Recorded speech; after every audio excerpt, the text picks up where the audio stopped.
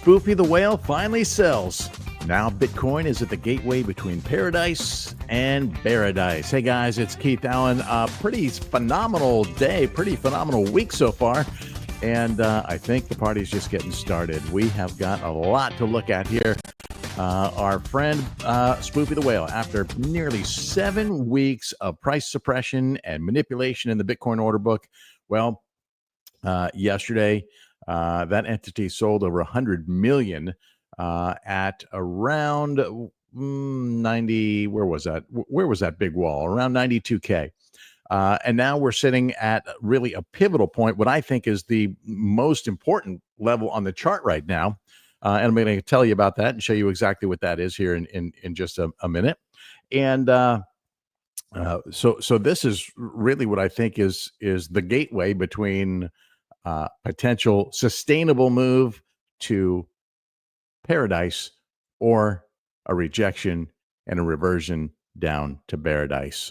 Before we start, as always, live chat is open on YouTube. So if you can join me there, I'd love to have you. I'm attempting to stream this live to our Telegram community, and it doesn't appear that that's working at the moment. So for those of you in our community, I apologize to that. I apologize for that, and I'll try and figure that out. I'm dealing with some new technology here. Aside from that, as per usual, you would do me a huge favor. You'd be doing me a huge solid if you would smash some buttons here. Hit that like, especially hit that subscribe, that little bell up there in the corner so you don't miss any of the future streams. I try to crank these out on a regular, consistent basis. I do them weekly. I do them several times a week, but my timing isn't always the same. I'm a work from home dad. I got a life to juggle, okay? And I'm running some businesses. So, doing all this in between, something I want to do for you guys to help you navigate the volatility in this market, and things obviously looking up this week. And we're going to get into what might be the catalyst for that behavior and whether we think this is sustainable. So without further ado, let's just climb into the charts. I'm going to start here on fire charts because, what's the big news? Big news is that Spoofy the Whale has at least paused the game for now. So if we head over to fire charts, we can actually see this better, the duration of this game. Obviously, this is where things got taken out yesterday. That was over 102 million at that wall by the time things settled. We'll come back to this. I want to zoom out. I want to widen out, rather, and show you how long this game has been going on for. Since early March, we have seen this entity consistently spoofing, manipulating price. Pretty much every one of these moves resulted in price action that followed those moves. They never had any intention to get filled until they had an intention to get filled, right? And this batch here at this 92K level has been there for a long time. It's been there since the beginning of April 8th, at least that week anyways, right? So you'll notice some differences in the order book here. So now we have this big ladder of bid liquidity that seems to have been removed, and what's happening up here above. So in terms of what's gone, I would say, this is something that we see frequently. And if we zoom out or widen out, I should say, to a historical view, 3-year view of the Bitcoin order book here in fire charts, we can see that when we have these explosive upside moves, we tend to see the depth of the bid liquidity disappear. 2 reasons for that. One, sometimes it gets converted into from a limit order to a market order. Other times, it's just the fact that it doesn't need to be there anymore, right? Here's a glaring example. Didn't need to be there anymore because price was shooting up. And the entities that are driving the bus here, or the algos, realize that, and they pull that liquidity, and it moves elsewhere. As we can see, we've got lots of resistance right where we're trading right now. Okay, there's a good 200 million between here and the 100K level, and there's also some more technical resistance in that level. I'm going to show you that here in a moment too. But the point is, Spoofy has ended the game for now. And if you recall, back in I think late March, we saw Spoofy do some buying, and I can reference this if you want to see any of the history on this, you could look back, you could scroll through my X channel, and you can see the post. In fact, I think I linked it yesterday to the update that right there. In the update, I was talking about Spoofy. So there's a comment or an update on a March 29th post talking about Spoofy the Whale's game, and here's where we identified that he was actually at this stage pushing price down into bids that was around the 82K level. So I wasn't surprised to see price go up from there. I was actually a bit surprised to see price revert from from those levels, and to see him start pushing price down again. You see after that, he did actually try to let price move up, but then came back down and pushed things back down again. And so while it wasn't as glaringly obvious this time around, I would be willing to bet that they did some dollar cost averaging when we had this dip, this bit of a double bottom here around this 74, 75K range. And so he sold. All right. That was, a good 10% or so move. And he sold here. So now what? Now is this going to develop into a full-fledged confirmed trend reversal, and we revisit the 100K, the six-figure Bitcoin, and then on up from there? Or are we going to see a reversion? So obviously we saw some more shenanigans in the order book yesterday, and let me just take out this filtering so you can see what the depth of what really happened here. Notice the color scaling on the left. This changes if I adjust the volume percentiles to make things easier to see. We actually kind of distort what the values are here on the color scaling. I mean, we can always see it with the tag tool. We can see what's there, but what you'll notice is we had a massive buy wall show up at 115 million worth, showed up at 87K and change. And so when I see massive walls appear like this suddenly, I think they tend to have a tendency to spoof. So I was watching for that. This was really just here as plunge protection and motivation to push price up. Was this setting a trap? Too soon to tell, but quite possible. Let's see real quick. Hey, Trung, good to have you with me. Big long today, big long TP day, sir. Yeah, well, some of us have been taking profits all the way up. And quite frankly, if you're new to this game, that's how it works. You want to sell as price is going up, and you want to buy as price is going down. So yes, I've been taking some incremental profits along the way, but I do have a strategy, a longer game, where the bulk of my Bitcoin holdings anyways are going to, I'm holding on to for a longer term. So, but great insight, Trung, and glad to have you with me. So, this came in, it served its purpose, price pushed up, and now here we are at this pivotal level. What is this pivotal level that I keep talking about?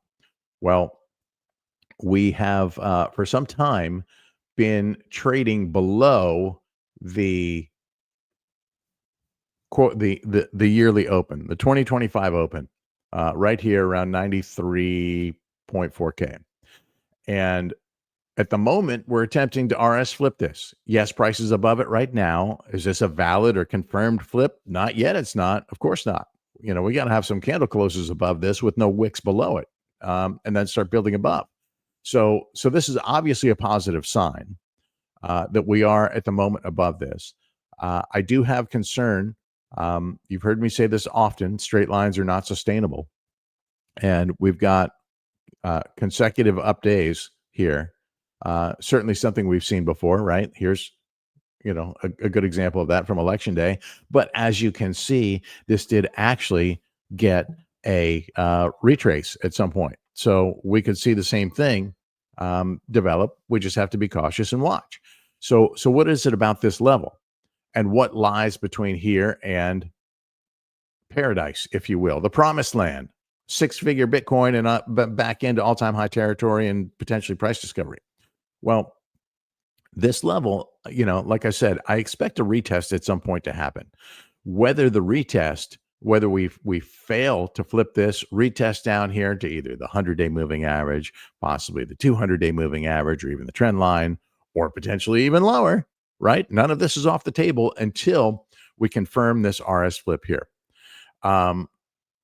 So there's that. And on the positive side, we can see the green 21-day moving average and the red 50-day moving average are on a trajectory for an imminent golden cross. Golden cross is the opposite of the death cross. Death crosses bring us down. Golden crosses bring us up. And while these are indeed lagging indicators, they tend to deliver a continuation of that momentum. So if we could get this, if we can flip this successfully, and we see this golden cross, and then we see the 21 working its way to golden cross the 200-day and the 100-day, we then would be dragging the 50-day up to do the same thing. We unwind the key moving averages, and Bitcoin is then back into the next leg up. So these are all moving parts that I'm watching, but the most critical one is right here at this level. So what happens if we flip this here and we continue up towards 100K? We have another bit of resistance here at this 98K level. What makes this significant? There's two things that make this significant. Obviously, number one is the confluence between candles that are topping out here. And this goes all the way back to November. Number two is this is the annual open down here. This is the first week of the year open right here. And this candle that opened at 98.3K actually wicked up to 102.5K. So I actually think that we have a whole range here where we could potentially see a wick come through this whole section here. I think that is not out of the realm of possibilities that we could see a wick through here. And then what happens, right? So where does the retest happen? Like I said, is the retest going to happen here? Is it going to happen here? Is it going to, where do we land? Is it going to be at that psychological 100K level? All of these levels are going to play a role in what's happening. Guaranteed, right? Even the psychological levels come into play. So it could be any one of these. So these are just things to keep an eye on, right? At the moment, we are looking good in terms of the momentum that's happening at the moment. But we've got a lot between here. A lot has to happen between here and getting to a new all-time high. And that's taking out each of these levels one by one to get there. And there must, and I repeat, there must be at some point along the way, some sort of support retest to validate the RS flip and carry things moving forward. Now, keep in mind, we've seen what looked to be valid RS flips before that ultimately reverted. Let me just clear out some of these signals to make this a little bit easier to interpret. If you guys have followed along for any length of time, you've seen this chart many, many times. Look at the amount of times that we flirted with this 100K level, attempted to RS flip it, and failed. Same goes for this 69K level, which, in my opinion, is still a possibility if we fail this RS flip here at the 2025 Open. So there's been many occasions where it looked like we had a good flip going and we reverted. On this point, at the 69K level, pretty much all of these candles, at least probably 97% of them, wicked below that 69K. And so it just, was a sign that there was no strength, not enough strength, and it wasn't a sustainable rally. Likewise, if we look at the psychological 100K level, which has built a little bit of technical resistance there because of the amount of times that we engaged with it. But I don't think that's the strongest level of resistance on the chart. I think this 2025 open is, and I think that once we do get to this, it will be a level that needs to be support tested. We need that RS. We need the RS flips to be validated. We need consolidations to give us some structural support for future pullbacks, future corrections, and future bear markets even, right?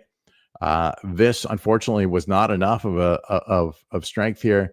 We broke through.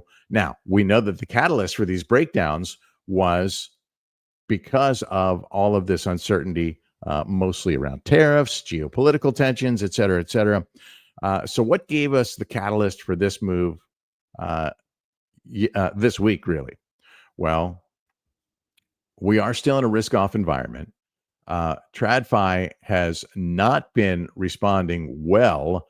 This is yesterday. TradFi is going to open in 15 minutes. So yesterday was a recovery for all markets. By the way, all that talk of decoupling, you'll notice I never got on that bandwagon because it just wasn't happening. It's just not true.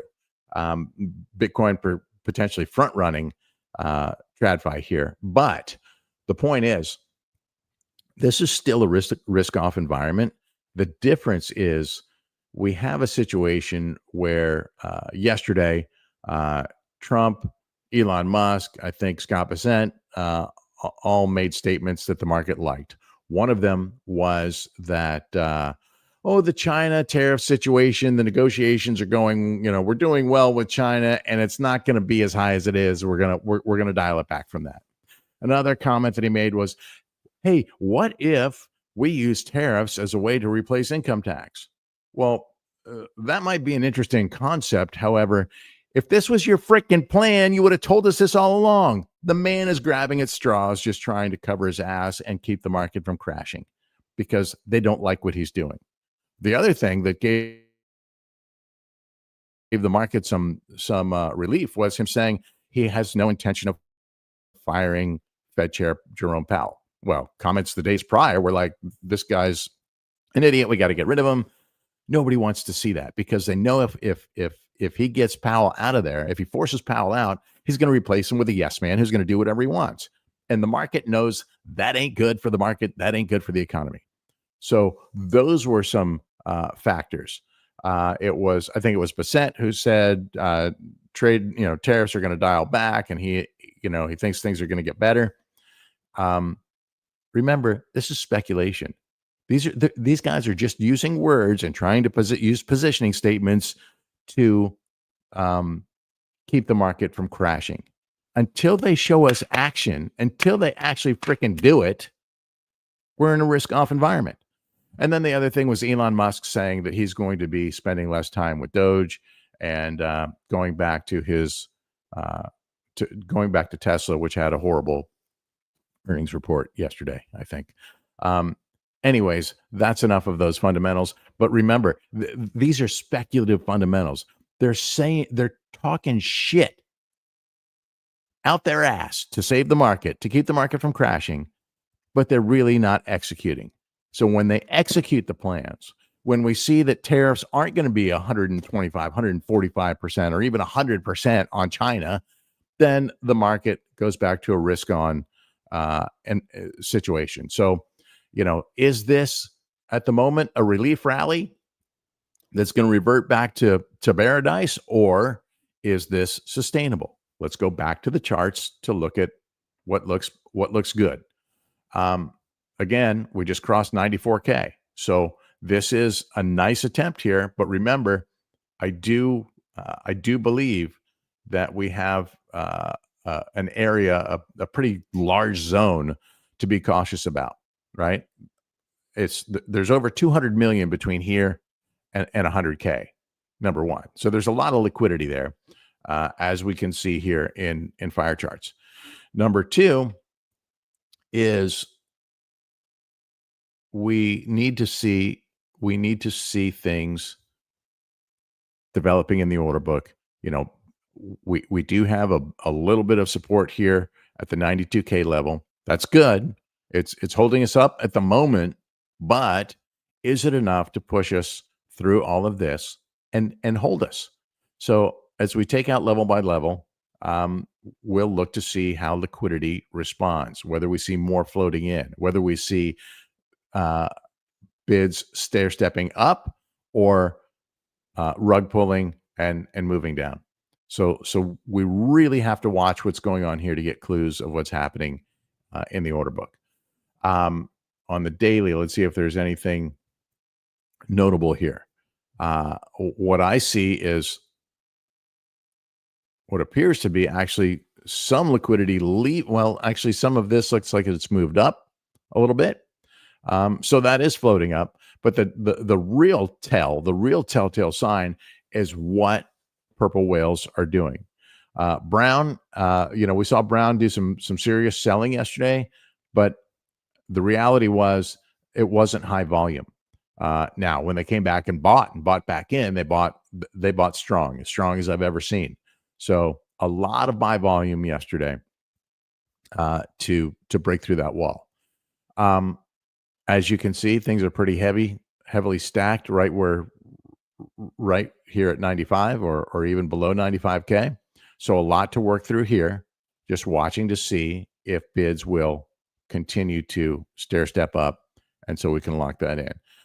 Trung saying, who's talking about today being a TP day. He's got a sell position today. Stop losses at 95. Can I hold it? Any prediction? Your stop loss is at 95. So would that be a short you're trying to save? Not sure what you're saying. Long short delta is very high. I believe we'll have a correction soon. Well, let me just say this. I'm not a guy who likes to short. I just, I'm more comfortable. I realize there's a lot of money to be made that way, but it's not something that I do on the regular. Most especially, I don't do it in this environment. Yes, there is potential here to see a rejection. And as I said, I do expect to see a support test at some point, right? Oh, let me go back to the chart that I just outlined all that on.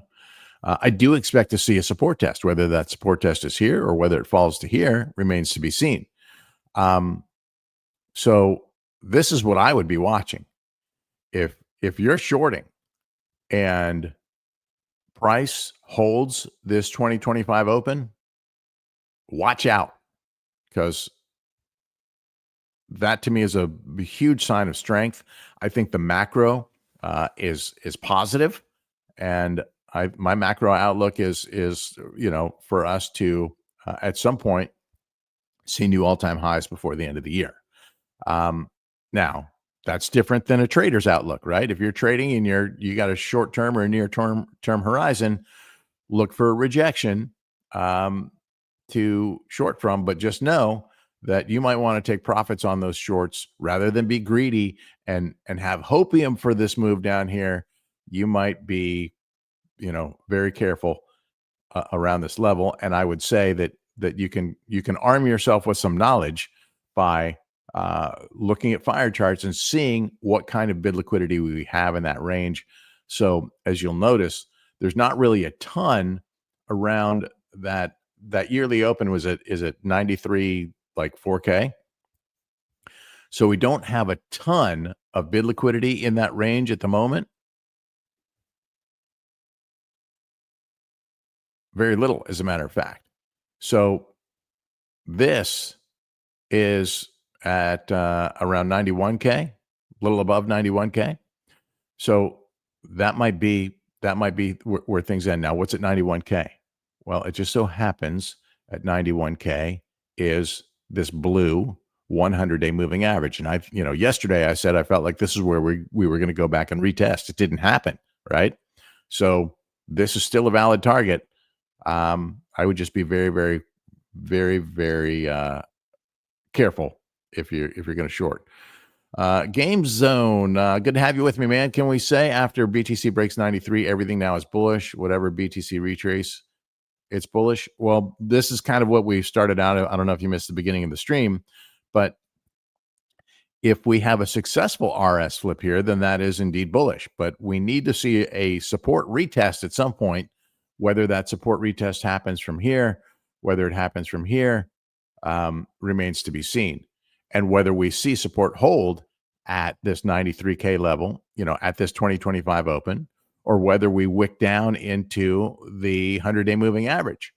That's going to be very telling. Quite frankly, if we lose the 2025 open and price holds at either this prior, consolidation range or at any of these moving averages, if we see a wick below the moving averages, whether the wick goes below the 100, whether the wick goes below the 200, wicks below to me are signs of weakness. This eminent golden cross is a sign of strength. So what's it going to be, right? So I'm not calling this a validated, a confirmed and validated RS flip just yet.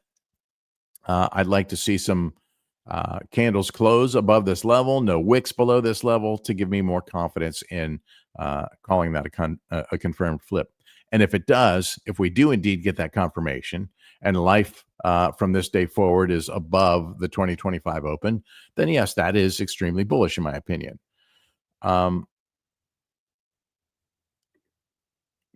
Game Zone says 93K is yearly VWAP. Okay, that's good to know.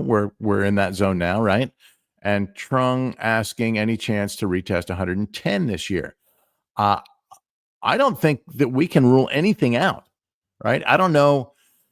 I haven't seen one thing that, well, first of all, I don't use the word never or always in this trading game. Second of all, I haven't seen anything that would give me confidence that we could rule anything out, especially with this administration, especially with the positives of things like a potential Bitcoin reserve, not just happening in the U.S., but if it happens in the U.S., it's going to happen in other jurisdictions.